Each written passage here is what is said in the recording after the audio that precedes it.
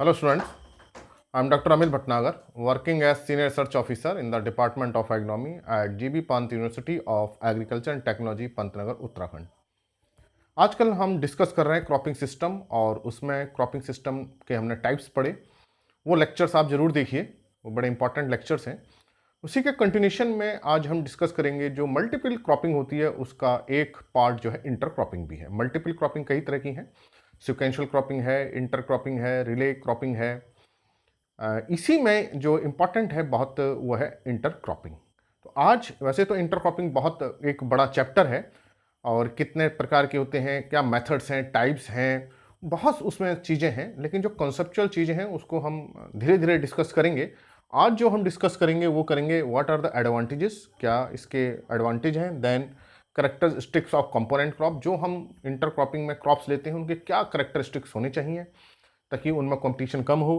Then adjustment हम कैसे करते हैं इंटर क्रॉपिंग में दो क्रॉप का। एंड लास्ट वन कॉन्स्टेंट्स हम डिस्कस करेंगे कि इंटर क्रॉपिंग की कुछ लिमिटेशंस होती हैं, कुछ कॉन्स्टेंट्स होते हैं जिसको करने में हमें कुछ परेशानी होती हैं। तो ये बड़ा कंसेप्ट बेस्ड लेक्चर है और इससे जो क्वेश्चंस बनते हैं, रीजनिंग असर्शन के क्वेश्चंस बनते हैं। तो ये लेक्चर अगर आपको क्लियर होगा तो आपको आंसर देने में कोई परेशानी नहीं होगी। तो इस लेक्चर को आप बहुत ध्यान से सुने। उस जो लेक्चर है क्रॉपिंग सिस्टम वाले, उन लेक्चर्स को भी आप जरूर देखिए, कंटिन्यूशन में इन लेक्चर को देखिए तो आपको एक सीरीज बनेगी जिसमें आपका एक थॉट डेवलप होगा और उसकी अंडरस्टैंडिंग डेवलप होगी। तो इंटर क्रॉपिंग आप समझ रहे हैं, इंटर क्रॉपिंग दो क्रॉप को ग्रो करना, growing of two crops simultaneously on the same piece of land and at same time है, सेम पीस ऑफ लैंड है, उसमें दो क्रॉप को जब हम ग्रो करते हैं उसको हम इंटर क्रॉपिंग कहते हैं। इसमें लेकिन आप इसका एक कंसेप्ट ये समझिए कि मान लीजिए कि एक फील्ड है और इसके हमने दो पार्ट करे और एक पार्ट में हमने मेज ग्रो किया और दूसरे पार्ट में हमने मान लीजिए मूंग बीन को ग्रो किया। तो it is growing of two crop simultaneously, एक साथ कर रहे हैं ऑन द सेम फील्ड, एक ही फील्ड है फार्मर का एट द सेम टाइम, लेकिन ये इंटर क्रॉपिंग नहीं है। तो यह आपको ध्यान रखना है कि साइमल्टेनियसली हो रहा है, दोनों एक साथ ग्रो कर रहे हैं। हमने एक फील्ड के दो पार्ट कर दिए, एक में मेज बोया, उधर मूंग बोया, तो ये इंटर क्रॉपिंग में कंसीडर नहीं होगा। ये जो होगा ये इतना एरिया सोल मेज है, मतलब प्योर इसी की क्रॉप है, और इधर सोल मूंग बीन है। तो दोनों की सोल पॉपुलेशन है, प्योर स्टैंड है, सोल मतलब पूरी वही क्रॉप होना, प्योर वही क्रॉप होना, कोई दूसरी क्रॉप नहीं होना। तो ये कंसेप्ट इंटर क्रॉपिंग का कंसेप्ट नहीं है। ये तब इंटरक्रॉपिंग होगी अगर ये एग्रोनॉमिकली इसमें कुछ इंट्रैक्शंस हो, दोनों क्रॉप इंट्रैक्ट करें, उनके बीच में कुछ फिनोमिना डेवलप हो और प्लांट्स के बीच में कुछ कंपटीशन हो, कुछ इंट्रैक्शंस हो, तभी ये जो है इंटरक्रॉपिंग होगी। इसका मतलब कि मेज और मूंग को हमें एक फील्ड में ऐसे एडजस्ट करना होगा कि हम पहले मेज को ग्रो करें, फिर मूंग ग्रो करें, फिर मेज ग्रो करें, फिर मूंग ग्रो करें। तो इस तरह का जो एडजस्टमेंट होगा वो इंटरक्रॉपिंग होगा। इंटर मतलब बीच, इंटर की मीनिंग बीच होती है। तो क्रॉप्स के बीच, क्रॉप्स के आपस में बीच में हो तो तभी वो इंटरक्रॉपिंग होगी। तो ये कंसेप्ट आपको जानना बहुत जरूरी है। अब इंटरक्रॉपिंग को हम दो तरीके से हम कर सकते हैं कि हम उनमें रो एडजस्टमेंट करें कि पर्टिकुलरली एक डेफिनेट रो पहले मेज की सोइंग करें, फिर डेफिनेट रो हो, मूंग की हो या दूसरी क्रॉप की हो, तो इसको बोलते हैं रो इंटरक्रॉपिंग। और ऐसा भी हो सकता है कि हम दोनों का सीड मिक्स करें और खेत में ब्रॉडकास्ट कर दें, तो ये होगा मिक्स्ड क्रॉपिंग। तो इसको मिक्स्ड इंटरक्रॉपिंग भी कह सकते हैं, लेकिन जो जनरल टर्म्स है वो मिक्स्ड क्रॉपिंग की है। तो जनरली जब हम इंटरक्रॉपिंग कहते हैं तो इसका मतलब रो इंटरक्रॉपिंग की हम बात कर रहे हैं, ये एक जनरल टर्म है। हालांकि रो इंटरक्रॉपिंग और मिक्स्ड इंटरक्रॉपिंग में थोड़ा सा डिफरेंस है। तो मिक्स्ड इंटरक्रॉपिंग को इन जनरल हम मिक्स्ड क्रॉपिंग कहते हैं। तो इंटरक्रॉपिंग आपको समझ में आ गया होगा कि जब हम इंटरक्रॉपिंग की बात करेंगे तो इसका मतलब वहां रो एडजस्टमेंट की बात की जा रही है। अब इसका एडवांटेजेस क्या है, हमने क्यों ऐसा नहीं कर लिया, एक फील्ड में इधर हम मेज ग्रो करते, एक फील्ड में मूंग, हमने क्यों दोनों क्रॉप्स को, रो को इस तरह से बोया कि मेज के बाद मूंग, फिर मेज, फिर मूंग, फिर मेज, फिर मूंग, इस तरह से हमने रो स्विंग करी। तो क्या इसका एडवांटेज है ऐसा करने का, क्या दोनों के केस में यील्ड बराबर आएगी या फार्मर को कुछ एडवांटेज होगा, हाफ हाफ फील्ड में हम ऐसा क्यों नहीं करते? तो ये एक बहुत इंपॉर्टेंट चीज़ है जो आपको पता होनी चाहिए। तो देखिए इंटरक्रॉपिंग का जो ऑब्जेक्टिव है वो है रिसोर्स यूज इफिशियंसी, ये इंटर क्रॉपिंग का ही नहीं, क्रॉपिंग सिस्टम, पूरे क्रॉपिंग सिस्टम का यही ऑब्जेक्टिव है। मैंने 3 ऑब्जेक्टिव बताए थे क्रॉपिंग सिस्टम के, उसको मैं फिर से बता देता हूं। पहला है इफिशिएंट रिसोर्स यूज, कि हमें रिसोर्सेज को इफिशिएंटली यूज करना है, जो भी रिसोर्सेज हैं। दूसरा है maintain the stability in production, production को मेंटेन रखना है। Third is higher profit, profit ज़्यादा हो। तो इंटर क्रॉपिंग के भी यही 3 है। जो क्रॉपिंग सिस्टम है, क्योंकि क्रॉपिंग सिस्टम का एक पार्ट इंटर क्रॉपिंग है, तो जो क्रॉपिंग सिस्टम के ऑब्जेक्टिव्स हैं वो इंटर क्रॉपिंग के भी हैं। तो पहला है रिसोर्स यूज इफिशियंसी। तो इसमें हम क्या रिसोर्स यूज हुआ, अगर हम ऐसा करते, ये इंटर क्रॉपिंग नहीं है, अगर हमने रो डेफिनेट करी तो क्या रिसोर्स यूज हुआ। तो देखिए कि मान लीजिए कि अगर हमने ये मेज की हमने क्रॉप लाइन ली, नॉर्मली मेज हमने सोइंग करी, ये मेज है ये, और इसमें ये जो स्पेस है, ये स्पेस में वीड्स आते, और ये वीड्स आने से मेज की जो क्रॉप है उस पर कंपटीशन होता। तो हमने क्या किया, यहाँ इसमें हमने बीच में एक लाइन जो है मूंग बीन की ग्रो कर दी। तो ये देखिए स्पेस यूटिलाइज हो गया। तो अब ये जो स्पेस मूंग बीन यूटिलाइज कर रही है, हालांकि कंपटीशन होगा लेकिन उतना कंपटीशन नहीं होगा जितना वीट से होता मेज का। इंटरक्रॉपिंग में कंपटीशन होता है, ये ऐसा नहीं होता कि इंटरक्रॉपिंग में कंपटीशन नहीं होता, कंपटीशन होता है लेकिन उसकी डिग्री ऑफ कंपटीशन बहुत कम होती है। इसमें कॉम्प्लीमेंट्री इंट्रैक्शंस होते हैं जिससे यील्ड बढ़ती है। अभी उन इंट्रैक्शंस को, पॉजिटिव इंट्रैक्शन को हम डिस्कस करेंगे। तो ये देखिए स्पेस यूज हो गया। जो वीट से हमें कोई यील्ड नहीं मिलती, लेकिन हमने मूंग बीन बोई, कुछ ना कुछ इसकी हमें बोनस यील्ड मिलेगी। तो रिसोर्स यूज इफिशियंसी बढ़ गई। कौन सा रिसोर्स यूज हुआ यहाँ पे, स्पेस यूज हुआ। दूसरा, जो अर्ली स्टार्ट जो होती है मेज की, बहुत स्लो रहती है, कैनोपी डेवलपमेंट स्लो होता है, तो यहाँ पे जो सोलर रेडिएशन रहता है उसका यूज नहीं हो पा रहा था, वो मूंग बीन ने यूज कर लिया। फिर यहाँ जो मॉइस्चर रहता है, यहाँ जो न्यूट्रिएंट रहते हैं, वो भी मूंग बीन क्रॉप ने, या इंटर क्रॉप जो भी हम ले रहे हैं, उड़द ले रहे हैं, सोयाबीन ले रहे हैं, जो भी हमने दूसरी क्रॉप ली है वो उससे यूज हो रहा है। तो रिसोर्स यूज इफिशियंसी बढ़ जाती है। तो जो हमारा आउटपुट है, डेफिनेटली क्या होगा, इनपुट आउटपुट में कन्वर्ट होने लगेगा और हमें एक्स्ट्रा यील्ड मिलती है। तो इंटरक्रॉपिंग से हमें बोनस यील्ड, एक्स्ट्रा यील्ड मिलती है, ये एक सबसे बड़ा एडवांटेज है। तो जब बोनस यील्ड हमें मिलेगी तो डेफिनेटली रिटर्न क्या होगा, ज़्यादा होगा, प्रॉफिट फार्मर को ज़्यादा होगा। फिर जब ये क्रॉप्स इंटरेक्ट करती हैं आपस में, ये एडवांटेज रहता है कि जैसे कि एक एग्जाम्पल मैं बता रहा हूं कि मेज में जो स्टेम बोरर की प्रॉब्लम बहुत ज़्यादा है। तो अगर हम मेज के साथ काउपी को ग्रो करते हैं, एक हम क्रॉप मान लीजिए मेज है और इसके साथ हमने काउपी ग्रो किया, तो जो स्टेम बोरर का जो अटैक है मेज पे, जिसको हम इन्फेस्टेशन कहते हैं, वो कम हो जाता है। क्यों हो जाता है? क्योंकि जो बोरर है, स्टेम बोरर, वो काउपी पे एग लेइंग करता है। तो जो काउपी पे एग लेइंग करता है, जो एग की हैचिंग होती है, जो लार्वा आते हैं, लार्वा काउपी की लीव्स पे आते हैं। अब ये लार्वा काउपी को फीड नहीं करते, तो जब फीड नहीं करते हैं तो उनको स्टार्वेशन होगा, उनको फूड नहीं मिलेगा। जब फूड नहीं मिलेगा तो उनकी डेथ हो जाएगी। तो ये मेज तक लार्वा पहुंच ही नहीं पाते। तो ये एक एडवांटेज मिल गया, ये एक बायोलॉजिकल कंट्रोल हो गया स्टेम बोरर का। तो ये एक पॉजिटिव इंटरेक्शन हुआ कि मेज के साथ जब हमने काउपी की इंटरक्रॉपिंग की तो स्टेम बोरर का इन्फेस्टेशन कम हो गया। इसी तरह से और भी बहुत एग्जाम्पल्स हैं, जो डिसीज कम हो जाती हैं, इंसेक्ट्स का अटैक कम हो जाता है।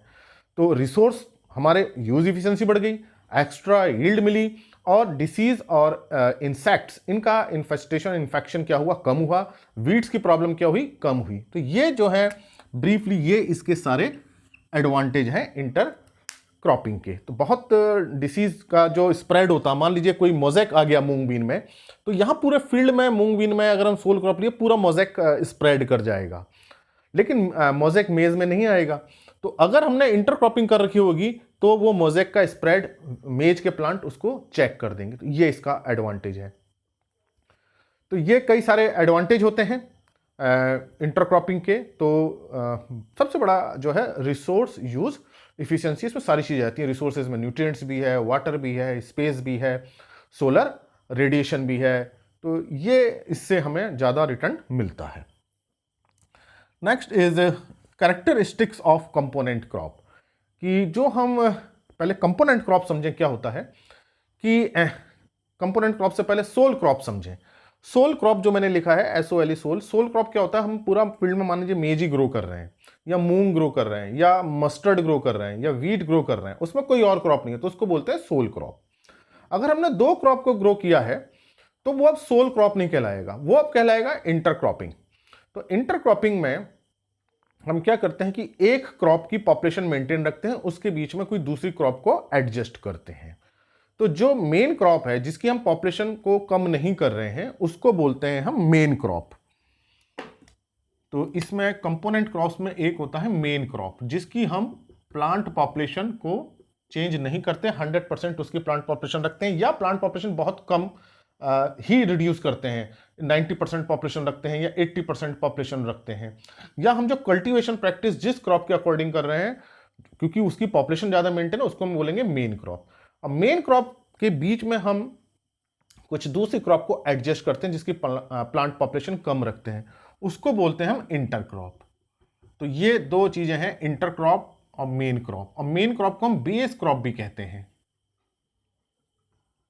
तो अब आप समझ गए कि कंपोनेंट क्रॉप में क्या होंगे। कंपोनेंट क्रॉप में दो क्रॉप होंगी, मेन क्रॉप बेस क्रॉप, और दूसरी होगी इंटरक्रॉप। अब मान लीजिए कि दोनों हमने इस तरह से रखी कि दोनों की पॉपुलेशन बराबर है, ना कोई कम है ना कोई ज्यादा, दोनों की 50-50% पॉपुलेशन रखी।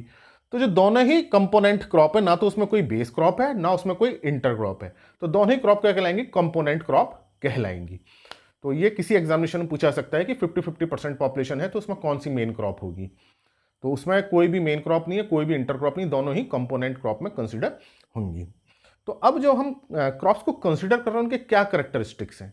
तो देखिए, जब हमने इंटरक्रॉपिंग करी है, ये जैसा एग्जाम्पल है, तो इंटरक्रॉपिंग में मैंने बताया कंपटीशन जरूर होता है। अब ये कंपटीशन की डिग्री हमें कम करके रखनी है कि कंपटीशन कम से कम हो दोनों प्लांट्स के बीच में, दोनों क्रॉप्स के बीच में मिनिमम हो कंपटीशन। तो इसके लिए कुछ कैरेक्टरिस्टिक्स होने चाहिए क्रॉप के। तो अब कैरेक्टरिस्टिक्स कैसे होने चाहिए कि दोनों की हैबिट, ग्रोथ हैबिट और जो न्यूट्रिएंट रिक्वायरमेंट है या जो उनका पैटर्न है, दोनों का बिल्कुल अलग होना चाहिए। तो अब क्या है कि कैसे पैटर्न चेंज हो सकता है कि एक की न्यूट्रिएंट डिमांड ज़्यादा हो तो दूसरे की न्यूट्रिएंट डिमांड कम होनी चाहिए, एक की वाटर रिक्वायरमेंट कम है तो दूसरे की ज़्यादा हो सकती है, दोनों कंपीट ना करें। क्योंकि मान लीजिए दोनों की ही न्यूट्रिएंट रिक्वायरमेंट ज़्यादा है तो दोनों न्यूट्रिएंट के लिए कंपीट करेंगी। और एक क्रॉप अगर सन की रिक्वायरमेंट ज़्यादा है, सनलाइट की, तो दूसरे की सन की रिक्वायरमेंट कम होनी चाहिए। तो इसमें एक टॉल क्रॉप हो सकती है। टॉल क्रॉप क्या है, ऊपर रहेगी, वो सोलर रेडिएशन ज़्यादा लेगी और उसका एवोपरेशन भी ज़्यादा होगा। जो उसके नीचे क्रॉप है जिसको हम इंटर क्रॉप ले सकते हैं, उसकी सोलर रेडिएशन रिक्वायरमेंट कम हो और उसमें उसको हाई ह्यूमिडिटी चाहिए हो। और पता चला कि दोनों ही की सनलाइट की रिक्वायरमेंट ज़्यादा है, तो फिर ऊपर वाली जो क्रॉप है, ऊंची क्रॉप है, वो नीचे वाली क्रॉप की यील्ड को अफेक्ट करेगी। तो यहाँ पे जो मेजर कंसर्न ये है कि दोनों क्रॉप की ग्रोथ हैबिट डिफरेंट होनी चाहिए with respect to nutrient, with respect to moisture, with respect to space. Space भी एक क्रॉप को अगर ज़्यादा स्पेस चाहिए तो दूसरे को कम स्पेस चाहिए। इसी तरह से रूट ग्रोथ होनी चाहिए, एक जो टैप रूट हो, डीप रूट में जाए, दूसरे की शैलो हो और या फाइब्रस रूट सिस्टम हो, ताकि रूट भी अलग अलग जोन में रहें। अगर दोनों की रूट एक ही जोन में रहेंगी तो न्यूट्रिएंट के लिए कंपटीशन होगा। तो ये इंपॉर्टेंट है कि उनमें कंपटीशन की डिग्री बहुत कम हो। दूसरा, उनमें एनिडेशन हो। एनिडेशन जो है ANNIDATION,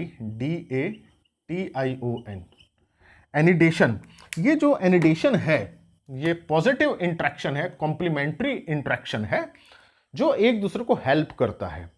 तो ये जो एनिडेशन होता है इन टाइम और इन स्पेस, ये होना चाहिए। टाइम एनिडेशन ये है कि दोनों का जो रिक्वायरमेंट है न्यूट्रिएंट की, पीक न्यूट्रिएंट जो डिमांड है, रिक्वायरमेंट है, वो दोनों का टाइम अलग अलग होना चाहिए, दोनों का कंसाइड नहीं करना चाहिए। ये एनिडेशन इन टाइम है। और इसी तरह से मैच्योरिटी भी दोनों की अलग होनी चाहिए, करीब 25-30 डेज का इंटरवल दोनों में होना चाहिए टाइम का, इतना कि दोनों की मैच्योरिटी एक साथ नहीं हो। ग्रोथ हैबिट दोनों की अलग होनी चाहिए। ये कहलाएगा एनिडेशन इन टाइम। पर्टिकुलरली न्यूट्रिएंट के केस में बहुत जरूरी है। अगर दोनों का न्यूट्रिएंट की रिक्वायरमेंट एक ही टाइम पे हो गई, मान लीजिए आफ्टर 45 डेज आफ्टर सोइंग दोनों को ही ज़्यादा न्यूट्रिएंट चाहिए, तो फिर न्यूट्रिएंट के लिए कॉम्पिटिशन होगा। मान लीजिए एक को 30 डेज पे चाहिए, न्यूट्रिएंट की रिक्वायरमेंट ज़्यादा है, दूसरे की 50 डेज पे, तो फिर दोनों कंपीट नहीं करेंगी। तो ये कॉम्प्लीमेंट्री इंट्रैक्शन है, पॉजिटिव इंट्रैक्शन ही एनिडेशन होता है इन टाइम। इसी तरह से स्पेस का जैसे मैंने बताया कि एक की रूट गहरी हो तो दूसरे की शैलो हो। इसी तरह से एक टॉल क्रॉप हो तो दूसरी शॉर्ट क्रॉप हो, एक की कैनोपी वर्टिकल हॉरिजॉन्टल हो, ज़्यादा सोलर रेडिएशन चाहिए उसको, एवापोरेशन ज़्यादा हो, तो नीचे वाले की ह्यूमिडिटी ज़्यादा उसे चाहिए या सोलर रेडिएशन उसे कम चाहिए। तो ये एनिडेशन इन स्पेस है ताकि दोनों में कंपटीशन कम हो। इसी तरह से कॉम्प्लीमेंट्री अदर कॉम्प्लीमेंट्री इफेक्ट्स भी होते हैं कि एक क्रॉप ऐसी हो कि वो टॉल हो तो वो विंड का जो विंड ब्रेक की तरह काम करे, जो हॉट विंड्स आती हैं उसको चेक करे, तो दूसरी क्रॉप जो उसके अंदर इंटर क्रॉप है वो प्रोटेक्ट हो जाएगी हाई विंड स्पीड से, हॉट विंड से। तो ये एक बड़ा अच्छा कॉम्प्लीमेंट्री इफेक्ट होता है। या सीरियल प्लस लेग्यूम का बहुत अच्छा कॉम्प्लीमेंट्री इफेक्ट है।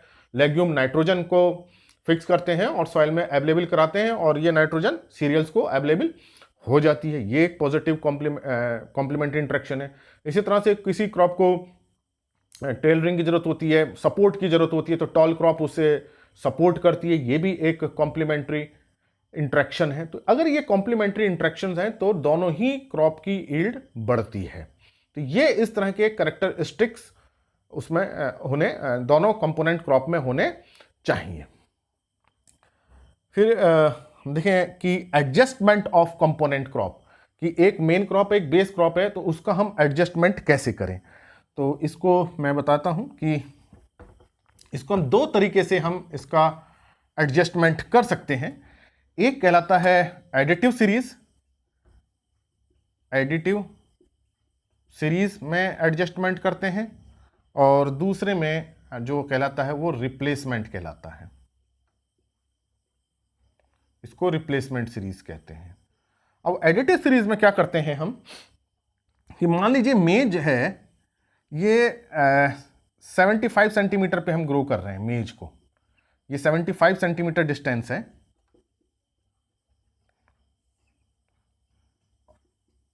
और ये इस 75 सेंटीमीटर स्पेस में हमने यहां मेज को ग्रो किया। ये मेज इस लाइन में हमने मेज है, ये भी मेज है, ये भी मेज की नॉर्मल स्पेसिंग ये है। अब इसके बीच में हम क्या करें कि एक या दो लाइन दूसरी इंटरक्रॉप की लें। तो इंटरक्रॉप मूंगबीन हो सकती है, उड़द बीन हो सकती है, सोयाबीन हो सकती है, काउपी, ये इसके साथ एडजस्ट होती हैं, जो इजिली ग्रो की जा सकती है मेज के साथ। मान लीजिए हम उड़द ले रहे हैं, तो इसके बीच में हम अभी हमने देखी मेन जो क्रॉप है वो मेज है, इसके बीच में हमने एक लाइन मान लीजिए उड़द की डाल दी।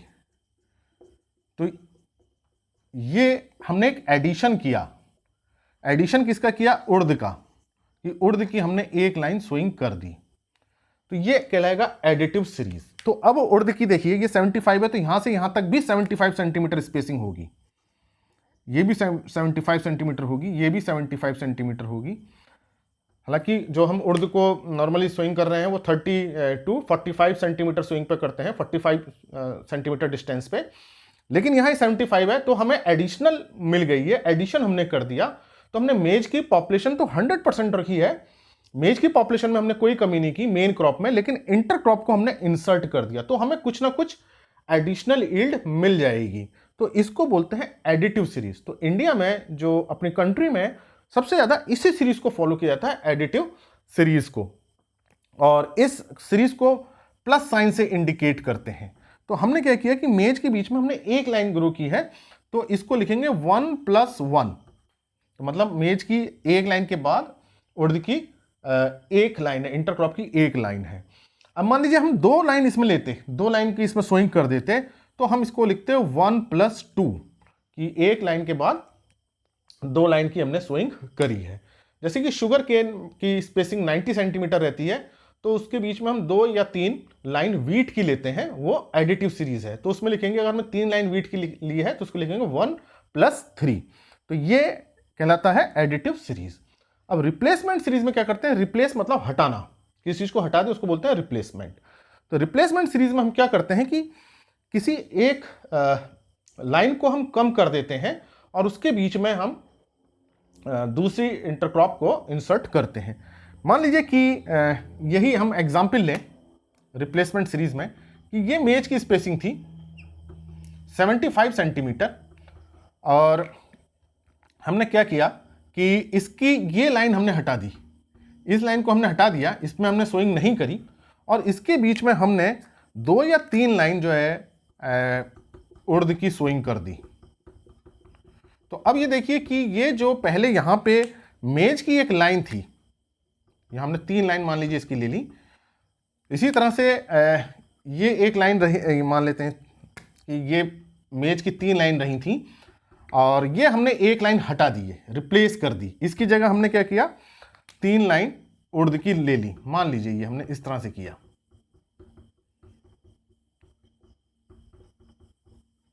तो यहां देखिए कि अब मेज की स्पेसिंग क्या थी, 75 इधर थी, 75 इधर थी, तो ये 150 सेंटीमीटर हो गई। तो प्लांट पॉपुलेशन क्या रह गई, इसमें हाफ रह गई मेज की। और इसी तरह से ये भी 150 सेंटीमीटर हो जाएगा, बीच की 75 हमने हटा दी। तो ये है रिप्लेसमेंट सीरीज, जिसमें हमने मूंग की 2 या 3 लाइन या उर्द की 2 या 3 लाइन हमने ऐड कर उसमें एडजस्ट करी। तो ये हमने क्या किया, मेन क्रॉप को हमने हटा दिया, उसकी पॉपुलेशन को कम कर दिया, रिप्लेस करके दूसरी क्रॉप इंसर्ट की। इसको बोलते हैं रिप्लेसमेंट सीरीज। इसको इस2 से हम शो करते हैं, रेशियो का जो साइन होता है। तो ऐसे केस में क्या रेशियो कहलाएगा, ये मेज का हमने एक रो के बाद 3 रो आ रही हैं इसमें, तो एक हमने रो हटाई, उसका 3 रो ली। इसी तरह से अगर हम देखें वीट में जो है, वीट में हम 10th रो जो है वीट की 10वीं रो हटा देते हैं और उसमें एक लाइन जो है मस्टर्ड की लेते हैं। हालांकि मेज प्लस मूंग बीन में रिप्लेसमेंट सीरीज नहीं होती है, एडिशन सीरीज होती है। ये मैंने एक एग्जाम्पल के लिए बताया था। अब अगर हम वीट का एग्जाम्पल लें, वीट 20 सेंटीमीटर पर ग्रो किया जाता है और उसकी एक 10वीं लाइन जो होती है उसको हम हटा देते हैं। तो कितनी लाइन आई वीट की, 9 लाइन आई, फिर एक लाइन मस्टर्ड की, फिर 9 लाइन वीट की आएंगी, एक लाइन मस्टर्ड की। तो उसको हम लिखेंगे 9:1 कि 9 लाइन वीट की है और एक लाइन मस्टर्ड की है। और इसको अगर हम लिखना चाहें तो लिखेंगे 1:3। तो अगर रेशियो का साइन है तो इसका मतलब क्या है, ये रिप्लेसमेंट सीरीज है। तो 9:1 जो है ये वीट मस्टर्ड का इंटरक्रॉपिंग बहुत कॉमन है। हर 10वीं लाइन जो है हम हटा देते हैं और एक लाइन मस्टर्ड की बोते हैं, तो ये कहलाएगी रिप्लेसमेंट सीरीज। तो ये रिप्लेसमेंट सीरीज हम कम फॉलो करते हैं, लेकिन ये वीट मस्टर्ड में बहुत कॉमन है, उसको जनरली एग्जामिनेशन में पूछा जाता है। तो हमारी कंट्री कौन सी कॉमन है, एडिटिव सीरीज कॉमन है। तो ये मैंने आपको बताया कि किस तरह से हम एडजस्टमेंट करते हैं एडिटिव सीरीज से एंड रिप्लेसमेंट सीरीज से। तो ध्यान रखना है, एडिटिव सीरीज में मेन क्रॉप जो है उसकी प्लांट पॉपुलेशन 100% रखते हैं, लेकिन रिप्लेसमेंट सीरीज में मेन क्रॉप की पॉपुलेशन 100% नहीं रहती है, 100% से कम हो जाती है। अगर दोनों की पॉपुलेशन मान लीजिए 50-50 हो गई अपने प्योर पॉपुलेशन की, तो दोनों ही कंपोनेंट क्रॉप है, ना तो कोई मेन क्रॉप है ना कोई बेस क्रॉप है। एडिटिव सीरीज में प्लस सिंबल होता है, यहाँ इस2 का सिंबल होता है, रेशियो का सिंबल होता है। तो ये मैंने आपको बताया क्या तरीके हैं। फिर कॉन्स्टेंट्स को अगर हम डिस्कस करें इंटरक्रॉपिंग के, तो देखिए इंटरक्रॉपिंग का नो डाउट बहुत एडवांटेज है, एक्स्ट्रा यील्ड मिलती है, बोनस यील्ड मिलती है, डिसीज इंसेक्ट्स भी कम रहते हैं और एक तरह से क्रॉप का इंश्योरेंस है अगेंस्ट रिस्क। लेकिन जो कुछ कॉन्स्टेंट्स हैं, कॉन्स्टेंट्स में अगर हम देखें तो टाइम ऑफ सोइंग, जो हम क्रॉप ले रहे हैं दोनों का सोइंग टाइम सेम नहीं होता। कभी कभी जैसे कि पल्स मेज के साथ हम अगर पल्स लें, लेग्यूम क्रॉप ले रहे हैं, तो मेज जनरली जून में बोई जाती है और पल्सेस जो है थोड़ा सा जुलाई में, लास्ट जुलाई में सोइंग की जाती है। तो सोइंग टाइम दोनों का डिफरेंट हो जाता है, दोनों की सोइंग टाइम में प्रॉब्लम आती है। तो कंपोनेंट क्रॉप को हमें देखना पड़ता है कि सोइंग टाइम एक साथ आए। इसी तरह से फील्ड प्रिपरेशन देखें तो किसी क्रॉप की अगर डीप रूट सिस्टम है तो हमें डीप टिलेज चाहिए, ज़्यादा टिलेज करनी पड़ेगी। कंपोनेंट दूसरी कंपोनेंट क्रॉप इंटर क्रॉप को हो सकता है जो शैलो रूट है उसे ज़्यादा टिलेज नहीं चाहिए। तो ऐसे केस में हम जो कल्टिवेशन प्रैक्टिस करते हैं वो अकॉर्डिंग टू मेन क्रॉप करते हैं। जो बेस क्रॉप है, जो मेन क्रॉप है, उसके अनुसार ही हम फील्ड प्रिपरेशन करेंगे। तो एक तो कांस्टेंट आ गया, चलिए फील्ड प्रिपरेशन का कांस्टेंट तो हम ये कर लेंगे कि मेन क्रॉप की तरह करेंगे, बेस क्रॉप की। लेकिन सोइंग टाइम को कैसे करेंगे, सोइंग टाइम को अलग अलग करना पड़ेगा। पहले हम मेन क्रॉप की सोइंग कर लेंगे और माना 15 दिन बाद सोइंग टाइम आता है इंटर क्रॉप का, फिर हमें फील्ड में जाना पड़ेगा, फिर उसमें रो खोलनी पड़ेगी, फिर इंटर क्रॉप की सोइंग करेंगे। तो ये एक कांस्टेंट हो जाता है। या जो मेन क्रॉप की सोइंग थोड़ा डिले करें और इंटर क्रॉप की सोइंग थोड़ा अर्ली करें, तब दोनों का पीरियड मैच करेगा। ये एक प्रॉब्लम है, बहुत बड़ी प्रॉब्लम है सोइंग की। दूसरी प्रॉब्लम क्या आती है, हर्बिसाइड की। जो हम हर्बिसाइड अगर हम यूज कर रहे हैं तो दोनों ही क्रॉप के लिए हर्बिसाइड अलग अलग होते हैं, क्योंकि सेलेक्टिव हर्बिसाइड होते हैं, तो हर्बिसाइड एप्लीकेशन करने में प्रॉब्लम आती है। फिर है न्यूट्रिएंट मैनेजमेंट की। एक जैसे कि लेग्यूम के साथ ये स्पेशल प्रॉब्लम है, कांस्टेंट है कि जैसे कि हम सीरियल प्लस लेग्यूम ले रहे हैं तो सीरियल्स में नाइट्रोजन रिक्वायरमेंट ज़्यादा रहती है, 100 to 150 kg nitrogen per hectare. अब इतनी ज़्यादा नाइट्रोजन लेग्यूम को एडवर्स अफेक्ट करती है, तो लेग्यूम की वेजिटेटिव ग्रोथ हो जाती है, उसमें फिर राइजोबियम का इनॉकुलेशन नहीं होता, बहुत पुअर नॉड्यूलेशन होता है क्योंकि उसे नाइट्रोजन फर्टिलाइजर से ही मिल गई। तो लेग्यूम की वेजिटेटिव ग्रोथ ज़्यादा हो जाती है, फिर उसकी सीड यील्ड नहीं होती। तो ये एक प्रॉब्लम आती है particularly serial plus legume intercropping system में नाइट्रोजन मैनेजमेंट की। इसी तरह से अगर कोई डिसीज आ गई है एक पर्टिकुलर क्रॉप में तो उसका स्प्रे करने में प्रॉब्लम होती है, क्योंकि वो दूसरी क्रॉप में डिसीज है नहीं, इंटर क्रॉप में है, तो पर्टिकुलरली फिर रो टू रो हमें जाकर के स्प्रे करना पड़ता है। अगर सोल क्रॉप होती तो पूरी क्रॉप में करना इजी रहता है।